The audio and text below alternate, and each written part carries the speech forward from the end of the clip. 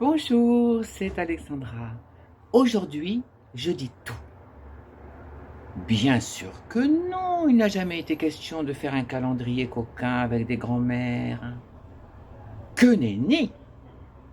D'abord parce que je suis moi-même grand-mère. J'ai 3 petits-fils de la fille de mon mari. Quelle indignité, je serais. Mais il y a la réponse savoureuse de cette mamie Huguette, 87 ans, qui me dit non de Dieu. Si mes jambes pouvaient me soutenir, je viendrais en courant faire des photos avec toi. Mamie Huguette, j'aime ton audace, tu es savoureuse, je t'aime tout court. Et entre parenthèses, je trouve que ces générations-là avaient un peu plus, je dirais, d'audace, de courage et d'humour.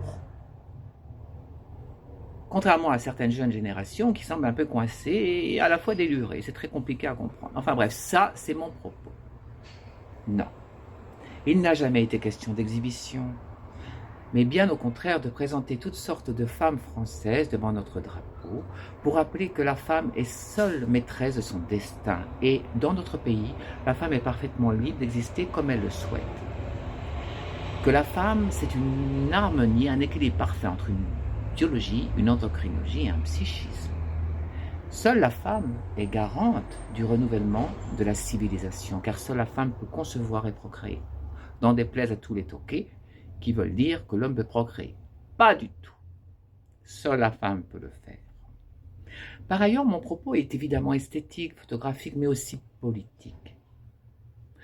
Il n'y a jamais eu autant de tentatives de marchandisation du corps des fillettes ou d'obscurantisme à vouloir réduire la femme à néant jusqu'à nier sa propre existence. Je m'élève haut et fort avec mes sœurs françaises contre tout cela. Non, je répète, en France, les femmes sont des êtres citoyennes et des êtres humains à part entière qui n'ont pas besoin de qui que ce soit pour décider de leur propre destin.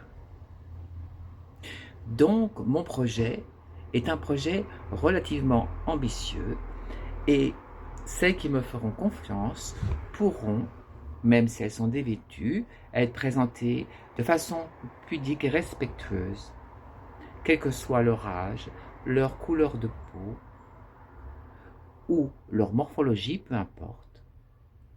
Elles seront photographiées au mieux de façon à ce qu'elles se sentent bien avec moi à leur côté. Une dame me dit: mais moi, vous comprenez, je suis une citoyenne française, mais musulmane. Je dis: chère madame, vous l'avez dit vous-même, vous êtes d'abord, comme nous toutes, une citoyenne française de la République.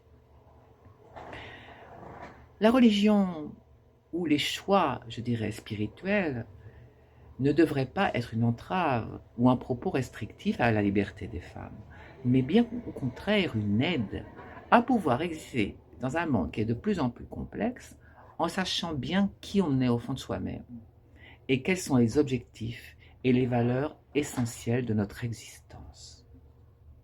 Voilà ce que je vais répondre à cette charmante dame. Ah, monsieur me dit: vous n'avez pas honte? Honte de quoi, monsieur? Je n'ai honte de rien du tout. Vous les hommes, occupez-vous donc de défendre notre patrie contre tous ces esprits malins et malfaisants qui veulent détruire notre beau pays. Mais vous n'avez pas à dire aux femmes ce qu'elles doivent faire ou penser. La femme, elle existe par elle-même et elle est maîtresse seule de son destin.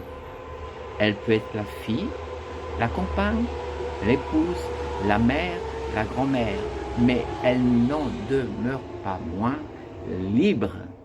Vive la France, vive la République française et vive mes sœurs et les citoyennes françaises libres. Merci de votre écoute. Alexandra.